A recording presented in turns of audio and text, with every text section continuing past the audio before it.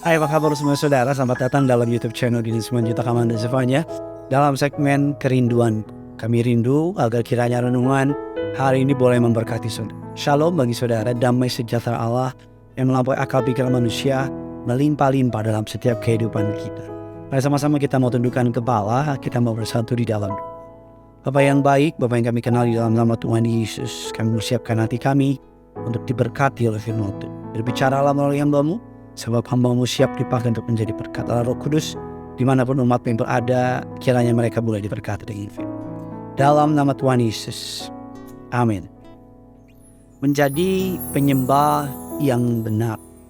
Bahasa kerennya true worshipper, penyembah yang benar.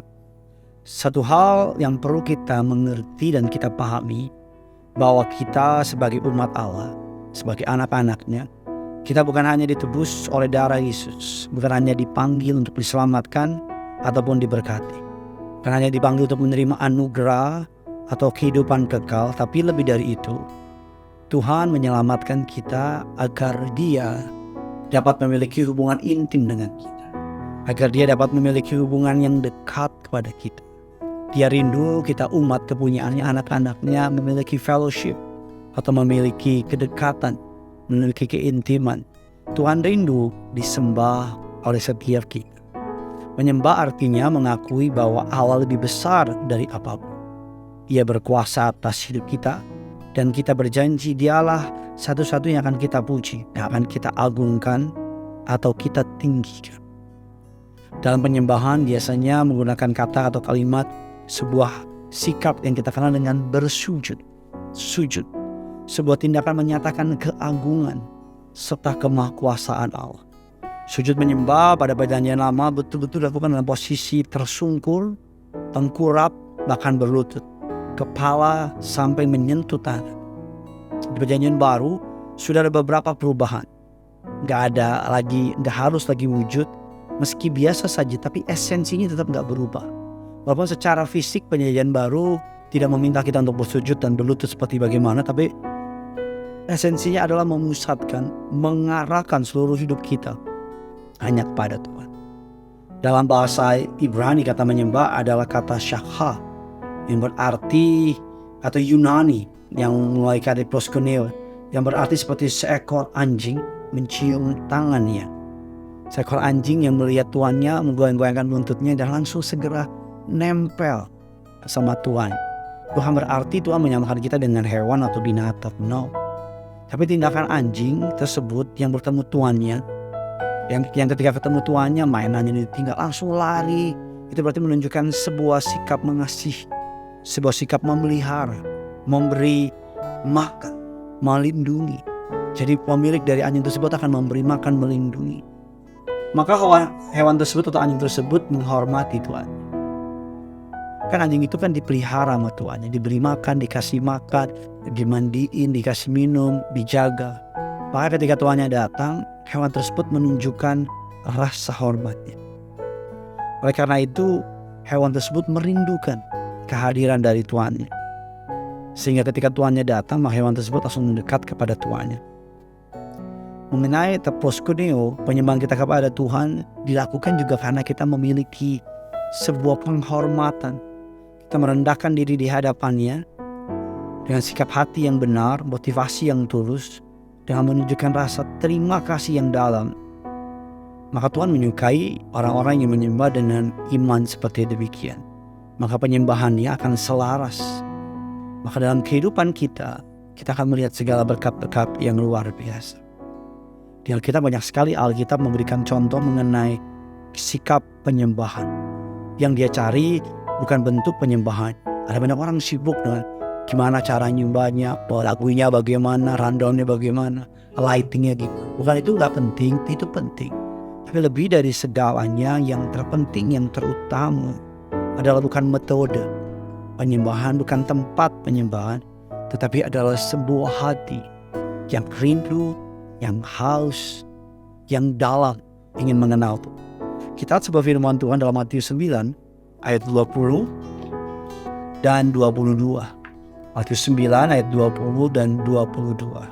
Pada waktu itu seorang perempuan yang sudah 12 tahun lamanya menderita pendarahan maju mendekati Yesus dari belakang dan menjamah jubahnya. Ayat yang ke-21 mengatakan, karena kata dalam hati, yang asal ku jamah saja jubahnya, aku akan sembuh. Ayat yang ke-22, tetapi Yesus berpaling dan memandang dia serta berkata, teguhkan hatimu hai anakku, imanmu telah menyelamatkan engkau. Maka sejak saat itu sembuhlah perempuan tersebut. Lukas 8 ayat 45. Lalu kata Yesus, siapakah yang menjamah aku? Dan karena tidak ada yang mengakuinya, berkatalah Petrus, guru, orang banyak berkerumun dan mendesak engkau. Ayat selanjutnya, Yesus berkata, ada seorang menjamah jubahku sebab aku merasakan ada kuasa yang keluar dari diriku. Ayat yang ke-47, ketika perempuan itu melihat bahwa perbuatannya itu ketahuan, ia datang dengan gemetar, tersungkur di depannya dan menceritakan kepada orang banyak dan apa sebabnya ia menjamah dia dan bahwa ia seketika juga menjadi sembuh.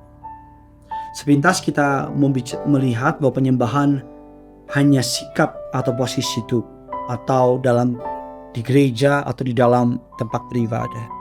Tapi perempuan yang kita baca tadi, dia bukan sekedar tersungkur, melainkan iman, kerendahan hati, rasa hormat, taat, setia, dan percayanya diletakkan semuanya di sana. Ada sebuah kesatuan yang indah, ada sebuah penyatuan yang luar biasa. Firman Allah mengatakan sebuah kisah menarik juga dalam Matius 8 ayatnya yang kelima. Injil Matius 8 ayatnya yang kelima, ketika Yesus masuk ke Kapernaum, datanglah seorang perwira mendapatkan dia memohon kepadanya. Yang keenam, Tuhan, hambaku terbaring di rumah karena sakit lumpuh dan ia sangat menderita. Ayat yang ke-7, Yesus berkata kepadanya, aku akan datang menyembuhkannya. Ayat yang ke-8, tapi jawab perwira itu kepadanya, Tuhan, aku tidak layak menerima Tuhan di dalam rumahku. Katakan saja sepatah kata, maka hambaku akan sembuh. Perwira di atas adalah pegawai Herodes. Mungkin dia orang asli Romawi yang memiliki seorang bawahan yang sakit. Setelah dia mendengar tentang Yesus, dia datang meminta mukjizat. Dalam mendekat kepada Yesus, perwira tersebut menanggalkan baju terangnya, baju keperwiraan, merendahkan diri, memohon, bahkan memposisikan diri sebagai orang yang butuh. Jabatannya dia lupain. Bayangkan, yang menjajah minta tolong sama yang dijajah. Karena Romawi menjajah bangsa Israel. Dia merendahkan diri di hadapan Tuhan dan meminta Tuhan bekerja kepadanya. Yang ketiga, yang terakhir, Matius 15 ayat yang ke-22. Matius 15 ayat 22, kita lompat ke 26-27. Maka datanglah seorang perempuan Kanaan dari daerah itu dan berseru, kasihanilah aku ya Tuhan, anakku Daud. Kasihan aku ya Tuhan, anak Daud, karena anakku perempuan kerasukan setan dan sangat menderita. Ayat yang ke-26, 27. Tapi Yesus menjawab, tidak patut mengambil roti yang disediakan bagi anak-anak dan melemparkan kepada anjing. Ayat 27, kata perempuan itu, benar Tuhan, namun anjing itu makan rempah-rempah yang jatuh dari meja Tuhan.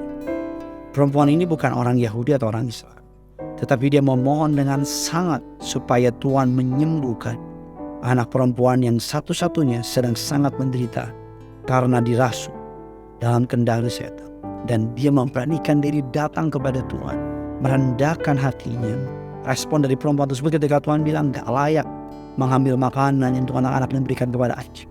Benar Tuhan. Tapi anjing tersebut juga datang, juga makan dari rempah Tuhan. Satu ayat terakhir, Yohanes 4 ayat 23. Injil Yohanes 4 ayat ke-23 mengatakan, kian, tapi saatnya akan datang dan sudah tiba saatnya bahwa penyembah-penyembah benar akan menyembah Bapa dalam roh dan kebenaran, sebab Bapa menghendaki penyembah demikian. Oleh karena itu, mari jadilah penyembah yang benar. Sehingga ketika kita menyembah, kita bukan hanya menaikkan mulut kita, bukan mulut kita, tapi hati, jiwa, roh, pikiran kita pusatkan sama Tuhan. Dan biar Tuhan yang kita sembah disukakan oleh penyembahan. Bahwa saya, kiranya renungan ini boleh menjadi berkat bagi saudara. Yang punya surga, crazy in love with you. Mari sama-sama kita datang sama Tuhan. Kita mau sembah Dia. Engkaulah kekuatan kekuatanku, tempat perlindunganku. Saat badai menerpa, aku tak akan goyah. Aku tak akan goyah, sebab Kau sertaku. Kaulah kekuatanku, Engkaulah kekuatanku,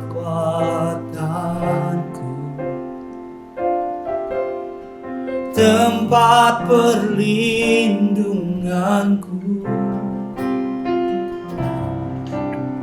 Saat badai menerpa, aku tak akan goyah. Aku tak akan goyah, sebab Kau sertaku. Mari sama-sama bawa hatimu, bawa iman.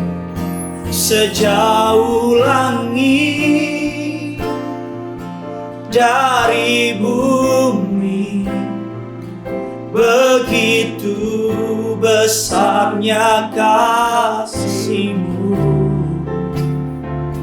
Penuhi hati kami yang rindu menyembah-Mu, Yesus. Sejauh langit dari bumi, begitu besarnya kasih. Dengan bangga kami nyatakan, Kaulah Tuhan, kekuatanku, sukacitaku. Mari sama-sama angkat hatimu, angkat tanganmu dimanapun kau berada, bawa imanmu sama Tuhan. Sejauh langit dari bumi, begitu besarnya kasih-Mu.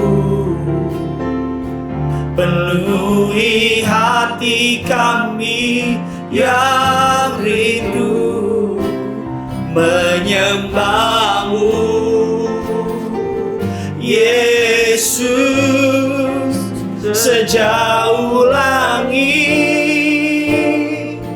dari bumi, begitu besarnya kasih-Mu.